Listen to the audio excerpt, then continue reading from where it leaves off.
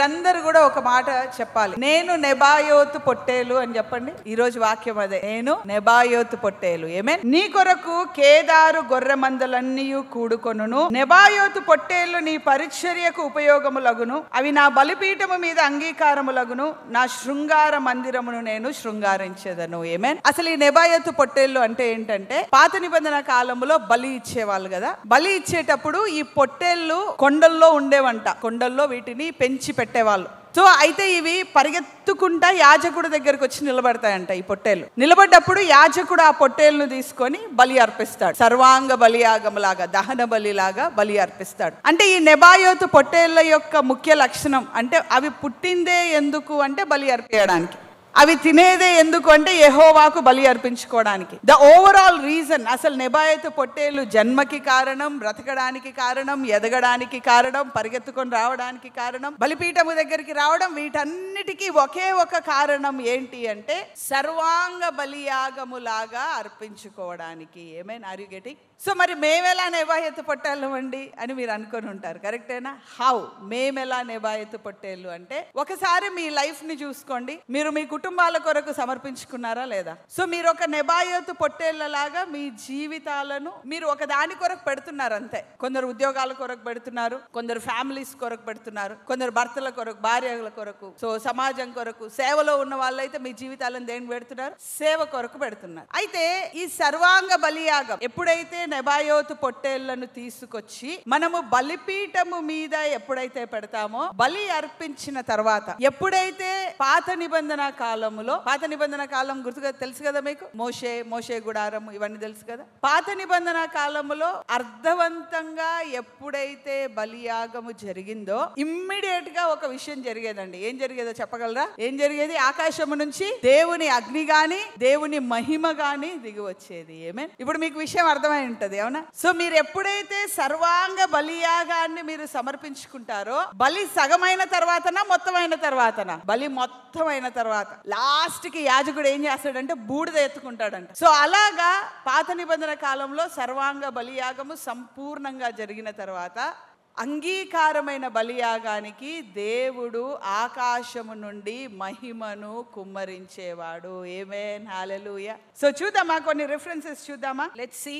నిర్గమాకాండము 40వ అధ్యాయము 29వ వచనం. దాని మీద దహన బలి నర్పించి నైవేద్యము సమర్పించెను. అయితే 29వ వచనం, ఇది ఎక్కడ సిచ్యువేషన్ అంటే మోషే గుడారాన్ని ఏర్పాటు చేసిన సిచ్యువేషన్. ఓకే, మోషే గుడారాన్ని ఏర్పాటు చేశారు. సో మోషే అడవిలో ఉన్నప్పుడు గుడారాన్ని కట్టాడు, తెలుసు కదా మీకు ఆ విషయం. గుడారం కట్టిన తర్వాత, గుడారాన్ని ప్రతిష్ఠిత జరిగిన తర్వాత, ఆ గుడారములో ప్రతిష్ఠిత రోజు బలిపీఠము మీద బలిని అర్పించాడు. ఆ బలి అర్పించినప్పుడు ఎక్కడ, ఏ వచనంలో అర్పించాడని ఇప్పుడు 29వ వచనం చూసాం కదా మనం. 29వ వచనంలో బలి అర్పించాడు. What happen? 34 ప్రత్యక్ష గుడారాన్ని కమ్మింది. 35 యెహోవా తేజస్సు మందిరమును నింపెను, ఆ మేఘము మందిరము మీద నిలుచుట చేత మందిరము యెహోవా తేజస్సుతో నిండెను గనుక మోషే ప్రత్యక్షపు గుడారములోనికి వెళ్ళలేకుండెను. ఆమేన్. ఎప్పుడైతే బలియాగం అయిపోయిందో ఆ గుడారములు దేని చేత నింపబడ్డాయంట?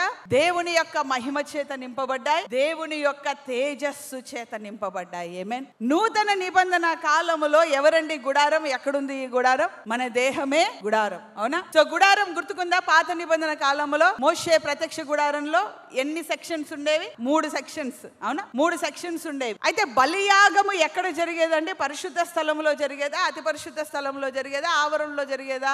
ఆవరణలో జరిగేది. అంటే ఆవరణలో ఎవరు ఉండేవాళ్ళు అంటే మామూలు భక్తులుగా ఉండేవాళ్ళు, ఆవరణలో ఉండేవాళ్ళు పాత నిబంధన కాలంలో. పరిశుద్ధ స్థలములోనికి ఎవరికి ప్రవేశము కలదు అంటే యాజకులకి పరిశుద్ధ స్థలములోనికి ప్రవేశము కలదు. అతి పరిశుద్ధ స్థలములోనికి ఎవరు ప్రవేశించగలరు అంటే ప్రధాన యాజకుడు అతి పరిశుద్ధ స్థలములోనికి ప్రవేశించగలరు. అర్థమవుతుందా? సో ఆవరణలో బ్రతికేది ఎవరండి? మామూలు ఇశ్రాయేలీయులు. పరిశుద్ధ స్థలంలో బ్రతికేది యాజకులు, అతి పరిశుద్ధ స్థలంలో బ్రతికేది ప్రధాన యాజకుడు. అయితే ఈ బలియాగం ఆవరణలో జరుగుతున్నప్పుడు ఇద్దరు వ్యక్తులు ఖచ్చితంగా ఉండాల్సిందే, ప్రధాన యాజకుడు, యాజకుడు. ఒక్కరి వల్ల బలియాగం అవ్వదు. ఎందుకంటే మెడగొయ్యాలా, దాని తోలు తీయాలా, అందులో ఉన్న మాంసం తీయాలా, కొవ్వు తీయాలా, ఇది పెద్ద పని. యాజకులు ఊరికే పుణ్యానికి తినేవాళ్ళు కాదండి, వాళ్ళు చాలా కష్టపడేవాళ్ళు. అయితే ఇక్కడ బలియాగము జరగాలి అంటే ఒక మామూలు ఆవరణలో ఒక జంతువు కావాలి, యాజకుడు ఖచ్చితంగా కావాలి, అవునా? యాజకుడు, ప్రధాన యాజకుడు ఖచ్చితంగా కావాలి. అంటే బలియాగములో ఎంతమంది ఇన్వాల్వ్ అవుతున్నారు? మామూలు వాళ్ళు ఇన్వాల్వ్ ఇన్వాల్వ్ అవుతున్నారు, దానితో పాటు యాజకులు కూడా ఇన్వాల్వ్ అవుతున్నారు. అంటే బలి ఎవరి వలన జరగొచ్చు, దీన్ని బట్టి మనం అర్థం చేసుకుంటే బలి ఎవరి వలన జరగొచ్చు, కేవలము సేవ చేస్తున్న వాళ్ళే బలియాగం అనుకుంటే పొరపాటు. అది చెప్పాలని నేను చెప్తున్నాను మీకు. Amen hallelujah, are you getting? సేవ చేస్తున్న వాళ్ళు బలియాగం కరెక్టే, కానీ సేవకులు ఎక్కడున్నారు? పరిశుద్ధ స్థలములో ఉంది. అంటే మీకు క్లియర్ గా చెప్పాలంటే మన క్రైస్తవ జీవితంలో ఒక 3 రకాల మనుషులు ఉంటారు, లేకపోతే మీ జీవితంలో ఒక 3 స్టేజెస్ ఉంటాయి. ఒక స్టేజ్ ఏంటంటే మీరు ఆవరణలో బ్రతుకుతుంటారు, అవునా? దేవుని ఆవరణలో ఒక రోజు ఉండుట 1000 సంవత్సరాలతో సమానం. కరెక్టేనా? మీ లైఫ్ ఆవరణలో ఉంది. అంటే ఆవరణలో ఉందంటే మీరు యాజకత్వములో లేరు. ఆవరణ అంటే ఆలయానికి వస్తారు, దశంభాగాలు ఇస్తారు, లేకపోతే క్రిస్మస్ చేసుకుంటారు, లేకపోతే సండే వస్తారు, బల్లలో పాల్గొంటారు, పాటలు పాడతారు, ప్రార్థనలు చేస్తారు, ప్రార్థనలు చేయించుకుంటారు, వెళ్ళిపోతారు. అది ఏ జీవితం? ఆవరణలో ఉన్న జీవితం. అయితే కొన్ని రోజుల తర్వాత మీ ప్రయాణము ఈ ఆవరణలో నుంచి ఎక్కడికి బయలుదేరుతుందండి? పరిశుద్ధ స్థలములోనికి మీ ప్రయాణం మొదలైతే మీరు పరిశుద్ధ స్థలంలోనికి వచ్చిన తర్వాత ఏం చేస్తారు? మరీ ప్రధాన యాజకులు కాదు, కానీ ప్రధాన యాజకుడికి ఏం చేస్తారు? సహాయం చేస్తారు. అంటే సేవలో మీ వంతు, సువార్త సేవలో మీ వంతు సహాయము మొదలవుతుంది మీ జీవితంలో. అంటే మీరు చర్చ్ పెట్టొచ్చు, పాస్టర్ కి సహాయం చేయొచ్చు, లేకపోతే గృహ కూటములకు మీరు వెళ్ళొచ్చు, ఒక ప్రేయర్ గ్రూప్ పెట్టొచ్చు, రకరకాలు ఏమైనా కూడా మీ జీవితంలో ఎంతో కొంత ఒక సపోర్టివ్ వర్క్ అనేది మీ జీవితంలో మొదలైంది. అప్పుడు మీ జీవిత ప్రయాణములో మీరు ఎక్కడున్నారని అర్థం? పరిశుద్ధ స్థలములో మీరున్నారని అర్థం. ఈ పరిశుద్ధ స్థలములో ఉన్న ఇప్పుడు ఆవరణలో ఉన్నప్పుడు లోకం అంతా కనిపిస్తుందా? కనిపిస్తుంది. కప్పు ఉండదు, ఆకాశం కనిపిస్తుంది, పక్కన వాళ్ళు కనిపిస్తారు, యాజకుడు కనిపిస్తాడు, గుడి కనిపిస్తుంది, అన్ని కనిపిస్తాయి. ఆవరణలో ఉన్నప్పుడు కొంచెం ఫ్రీడమ్ ఉంటుంది లైఫ్ లో, నీ ఇష్టం వచ్చింది నువ్వు చేసుకోవచ్చు హ్యాపీగా. కానీ ఎప్పుడైతే పరిశుద్ధ స్థలములోనికి ప్రవేశించావో, పరిశుద్ధ స్థలంలోనికి ప్రవేశించిన తర్వాత నీ యొక్క జీవితం ఎందులోకి వెళ్ళిపోయింది? ఒక గదిలోకి వెళ్ళిపోయింది, అవునా? గదిలోకి వెళ్ళిన తర్వాత ఆకాశం కనిపిస్తుందా? కనబడదు. మిగతా బిలీవర్స్ కనిపిస్తారా? కనబడరు. ఎవరు కనిపిస్తారు? కనిపిస్తే అటు కనిపిస్తే అది పరిశుద్ధ స్థలము, పక్కన చూస్తే ఎవరు కనిపిస్తారు? పరిశుద్ధాత్మ. అంటే పరిశుద్ధాత్మకి సూచన ఏంటంటే దీపస్తంభం, అవునా? మీరు పరిశుద్ధ స్థలంలో ఉన్నారంటే ఒక సైడ్ దీపస్తంభం ఉంది, ఒక సైడ్ రొట్టెలు ఉన్నాయి. దీపస్తంభం అంటే ఏంటి? పరిశుద్ధాత్మ. ఇంకా మనుషులు ఎవరు కనబడట్లేరా బాబు అని వెనకాలకు కనిపిస్తే వెనకాల ఎవరు ఉంటారు? కేరూబుల మధ్య నివాసము చేయుచున్న యెహోవా. మీరు ఆవరణలో మీ జీవితం ఉన్నప్పుడు ప్రశాంతంగా ఉంటారు. మీరు ఏం ప్రాబ్లంలా, మంచి తిన్నామా, క్రిస్మస్ పోయినామా, చేసుకున్నామా, హ్యాపీగా. అందరి లైఫ్లో ఈ దశ ఒకటి ఉంటుంది. కానీ మనం పుట్టిందే మామూలుగా బ్రతికి చావడానిక కాదు కదా, ఏదో ఒక ప్రణాళిక మన జీవితంలో ఉంటుంది. ఎప్పుడైతే నువ్వు ప్రణాళికలోనికి ఎంటర్ అయ్యావో, ప్రణాళికలోనికి ఎంటర్ కాగానే కొంచెం డిస్కనెక్షన్స్ మొదలవుతాయి, కొంచెం ఒంటరిగా తయారవుతావు, నువ్వు చుట్టుపక్కల వాళ్ళ నుంచి దూరం ఏర్పడుతుంది. అంటే అందరూ నిన్ను ఒంటరి చెయ్యొచ్చు, అందరి మధ్యలో ఉండి ఒంటరి అవ్వచ్చు. కరెక్టేనా అండి? అసలు నిన్ను రానియకుండా చేయొచ్చు, కానీ నిన్ను రాణిస్తారు, కానీ రానియనట్టే లెక్క. ఉన్నావంటే ఉన్నావు, దూరం పెడతారు అంతే. మాట మాత్రమే నీతో, మిగతా ఏది నీతో షేరింగ్ ఉండదు. అలాంటప్పుడు ప్రభా ఏంటి నా పరిస్థితి అన్నప్పుడు నీకు ఎవరు కనిపిస్తారు? వాక్యం చదువు, నేను నీకు తోడుగా ఉన్నానని వాక్యం కనిపిస్తుంది. సరే, వాక్యం చదువుతున్నప్పుడు పరిశుద్ధాత్ముడు నీ తోడుగా ఉన్నట్టు నీకు అనిపిస్తుంది. వాక్యము పరిశుద్ధాత్మ అన్నప్పుడు దేవదూతల సన్నిధి, దేవుని యొక్క మహిమ నీకు కనిపిస్తూ ఉంటుంది. ఆమేన్, హల్లెలూయా. అంటే ఆవరణలో ఎంతో కొంత బలియాగము నీ జీవితంలో జరిగింది. అంటే ఆవరణలో ఉన్నప్పుడు మీరేంటి, జీవితం హ్యాపీగానే ఉంది, కానీ ఆవరణలో ఉన్నప్పుడు you are a just a wife. ఆవరణలో ఉన్నప్పుడు you are just a husband. ఆవరణలో ఉన్నప్పుడు you are just a student. ఆవరణలో ఉన్నప్పుడు you are just a employer. కానీ ఆవరణ నుంచి నువ్వు ఇట్లా లోపలికి గీత దాటి లోపలికి వెళ్ళగానే you are a mother plus servant. ఏమైనా అర్థమవుతుందా? నువ్వు ఒక సేవకురాలివి ప్లస్ తల్లివి, నువ్వు ఒక భార్యవి ప్లస్ సేవకురాలివి, నువ్వు ఒక భర్తవి ప్లస్ సేవకుడు, నువ్వు ఒక ఎంప్లాయర్వి, ఒక సేవకుడు. నీ ప్రణాళికలోనికి నువ్వు ఎంటర్ అయినప్పుడు నీ జీవితంలో డిస్కనెక్షన్స్ మొదలవుతాయి, కానీ నువ్వు ఒక కొత్త లోకానికి ఎక్స్పోజ్ అవుతావు. దేవుని యొక్క వాక్యము నిన్ను పోషించడం మొదలు పెడుతుంది. ఆమేన్. ఇక్కడ ప్రతి సండే నీకు బిర్యానీ పోషించేది, కానీ నువ్వు ఎప్పుడైతే పరిశుద్ధ స్థలంలోనికి వచ్చావో దేవుని వాక్యము నిన్ను పోషించడం మొదలు పెడుతుంది. ఆమేన్. సో నీకు ఏదైనా ప్రాబ్లం వచ్చిందనుకో వాక్యం, ఏదైనా సమస్య వచ్చిందనుకో వాక్యం, ఏదైనా తట్టుకోలేని పరిస్థితి వచ్చిందనుకో పరిశుద్ధాత్మ యొక్క శక్తి, దేవుని వాక్యము, పరిశుద్ధాత్మ యొక్క శక్తి. ఇంకా ఏమైనా కావాలంటే you will enter in to the most holy place. అతి పరిశుద్ధ స్థలములోనికి మీరు ప్రవేశించి ప్రవేశించి అతి పరిశుద్ధ స్థలములో దేవుని యొక్క మహిమను మీరు చూడగలుగుతారు. ఆమేన్. So there is a sacrifice. So when you are doing your spiritual journey, మీ ఆత్మీయ జర్నీని మీరు కంటిన్యూ చేస్తున్నప్పుడు ఆవరణలో నుండి, పరిశుద్ధ స్థలములో నుండి మీరు అతి పరిశుద్ధ స్థలంలోని ప్రవేశిస్తారు. సో దేవుడు మిమ్మల్ని నెబాయోతు పొట్టేళ్లలాగా ఏర్పరచుకున్నప్పుడు మీరు నెబాయోతు పొట్టేళ్ల ఆ స్టేజ్ లోనికి వెళ్ళడానికి దశల వారీగా దేవుడు మిమ్మల్ని ఎదిగింపజేస్తాడు. ఒక దశ ఉంటుంది జీవితంలో, అన్ని ఉంటాయి, అందరూ ఉంటారు. The life will be beautiful. College days beautiful, అవునా? స్కూల్ డేస్ వెరీ వండర్ఫుల్, కరెక్టేనండి. సో తర్వాత నెక్స్ట్ పెళ్ళయింది, అత్తగారే ఇంకా, వైఫే ఇంకా.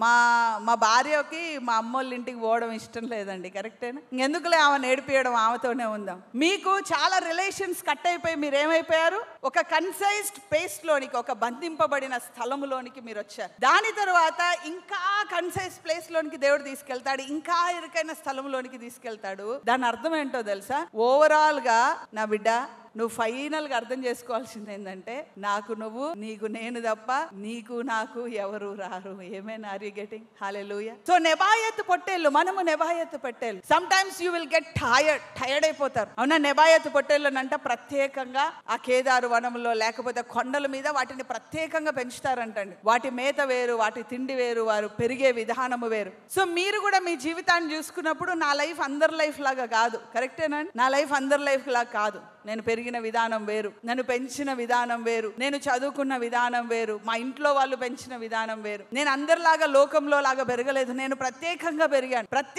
పెరిగాను. కానీ నా జీవితంలో ఎందుకో ఇంత భయంకరం. సో చాలా స్పెషల్ గా నేను పెరిగాను, చాలా స్పెషల్ గా నా మైండ్ సెట్ ని నేను కాపాడుకున్నాను. కానీ ఎందుకో నా జీవితంలో ఈ ఒంటరితనం, దేవుని వాక్యం, పరిశుద్ధాత్మ తప్ప నాకేమీ లేదు, దేవుని సన్నిధి, ఆయన మహిమ తప్ప నాకు ఏమీ లేదు అని ఒకవేళ మీరు అనుకుంటుంటే, ఈరోజు దేవుడు మీతో మాట్లాడుతున్నది ఏంటంటే, మీరు నెబాయోతు పొట్టేళ్ళు. ఆమేన్.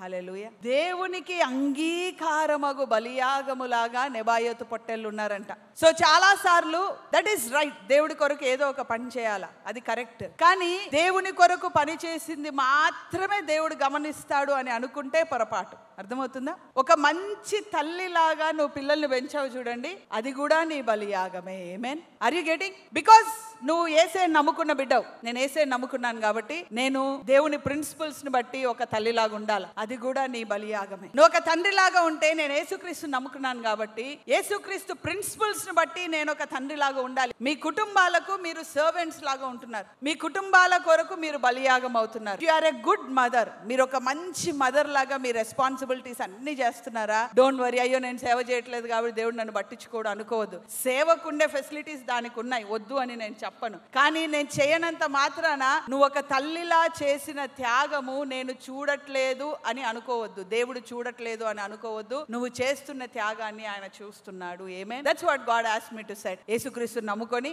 ఆయన నా సొంత రక్షకుడని గ్రహించి, యేసుక్రీస్తు బిడ్డను కాబట్టి నేను మంచి తల్లిలా ఉండాలి. అర్థమవుతుందా? ఇది కండిషన్. యేసుక్రీస్తు బిడ్డను కాబట్టి ఆయన నామానికి మహిమ తేవడానికి నేను మంచి బిడ్డలా ఉండాలి. యేసుక్రీస్తు కుమారుణ్ణి కాబట్టి ఆయన నామానికి మహిమ తేవడానికి నేను మంచి బిడ్డలా ఉండాలి, మంచి తండ్రిలా ఉండాలి అని దేవుని నామ మహిమ నిమిత్తము నువ్వు ఒక తల్లివైనా, ఒక తండ్రివైనా, ఒక విద్యార్థివైనా, ఒక కుటుంబ రెస్పాన్సిబిలిటీ చూసుకునే పెద్ద కొడుకువైనా, లేకపోతే ఒక చారిటీ వర్కర్ అయినా, లేకపోతే ఒక సేవ చేసే వ్యక్తివైనా, వీళ్ళందరినీ దేవుడు ఏమంటుండో తెలుసా? మీరు నెబాయోతు పొట్టేళ్ళు అంటున్నాడు దేవుడు. ఆమేన్. హల్లెలూయా. ఎప్పుడైతే బలియాగము అంగీకరించబడిందో వాళ్ళ జీవితాల్లోనికి ఏమి దిగొస్తుందండి? మహిమ వాళ్ళ జీవితంలోనికి దిగొస్తుంది. మహిమ తేజస్సు వాళ్ళ జీవితాల్లోనికి దిగొస్తుంది. ఆమేన్. ఎప్పుడైతే మోషే ప్రత్యక్ష గుడారము ప్రతిష్ఠ జరిగిందో, బలియాగము ఎప్పుడైతే ఇచ్చాడో, ఆలయమంతా కూడా దేవుని మహిమ చేత నింపబడింది. ఎప్పుడైతే మీ జీవితాల్లో ఒక మదర్ లాగా, ఒక ఫాదర్ లాగా, ఒక స్టూడెంట్ లాగా మీ జీవితాల్లో నెబాయోతు బలియాగము మీ జీవితాల్లో ఉంటుందో, ఆ బలియాగము మీ జీవితాల్లో అంగీకారముగా ఉండి ఫైనల్ గా దేవుడు మీ జీవితాల్లో ఏం చేస్తాడు తెలుసా? మహిమను కుమ్మరిస్తాడు. ఆమేన్. ఆయన యొక్క తేజస్సును మీ జీవితాలలో ఆయన కుమ్మరిస్తాడు. ఎప్పుడైతే దేవుని యొక్క తేజస్సు మీ జీవితాల్లో నింపడం మొదలవుతుందో, there will be some changes in your life. ఇన్ని రోజుల కష్టాలకి ఇప్పుడున్న కష్టాలకి డిఫరెన్స్ ఉంటుంది. ఇన్ని రోజులు ఉన్న కష్టాలు ఓన్లీ చాలా సింపుల్ కష్టాలే. ఎప్పుడైతే దేవుని మహిమ నీ మీద వెలగడం మొదలు పెడుతుందో ఆ మహిమకు తగిన శ్రమ, ఆ శ్రమకు తగిన మహిమ నీ జీవితంలోనికి వస్తుంది. ఏమైనా అర్థమైందో అర్థం కాలేదో మరి. అసలు ఎర్ర సముద్రం దగ్గర నిలుచున్నప్పుడు ఒక్కసారి మోసే సిచ్యువేషన్ గుర్తుపెట్టుకోండి మీరు. వెనకాల ఫరో సైన్యం, వీళ్ళేమో రాళ్ళేసుకొని కొడతా అంటున్నారు, ఎదురుగానేమో ఎర్ర సముద్రం. ఎడుకోవాలి చెప్పండి. దేవుడేమో మరీ వెరైటీగా కర్రజాప్ అంటాడు. ఒక లాజికల్ మైండ్ కి సింపుల్ గా నీలా నాలా ఉన్న దేవుడు ఉండి కర్రజాప్ అంటే కర్రజాప్తే వస్తుంది ప్రభా, వెనకాల చంపుతుంటే నువ్వు కర్రజాపమంటావు. ఎప్పుడైతే విశ్వాసముతో కర్ర చాపాడో ఆ ఎర్ర సముద్రము 2 పాయలుగా చేయబడింది. ఆమేన్, హల్లెలూయా. ఎప్పుడైతే నువ్వు నెబాయోతు పొట్టేలు లాగా నీ జీవితాన్ని, నీ కుటుంబము కొరకు, నీ తల్లిదండ్రుల కొరకు, నీ పిల్లల కొరకు, నీ చదువు కొరకు, నీ కెరియర్ కొరకు ఎప్పుడైతే నీ జీవితాన్ని నెబాయోతు పొట్టేలు లాగా నువ్వు బలియాగము చేస్తున్నావో దేవుని యొక్క తేజస్సు నీ మీద ఉదయిస్తుంది. ఎప్పుడైతే దేవుని యొక్క తేజస్సు నీ మీద ఉదయిస్తుందో శ్రమలను చూసి భయపడే వ్యక్తివి కాదు, కానీ శ్రమను ఒక్క కర్రతో జయించే వ్యక్తిలాగా దేవుడు నిన్ను లేవనెత్తుతాడు. ఏమే శ్రమను ఒక్క కర్రతో జయించేస్తావు. That's it. ప్రతి ఒక్క సమస్యను ఒక కర్రతో జయించే శక్తి దేవుడు నీలోనికి తీసుకొని వస్తాడు. సో చెప్పండి, నేను నెబాయోతు పొట్టేలును, నేను అంగీకరించబడ్డాను, దేవుని తేజస్సు నా మీద ఉదయిస్తుంది, దేవుని మహిమలో నేను వెలగబోతున్నాను.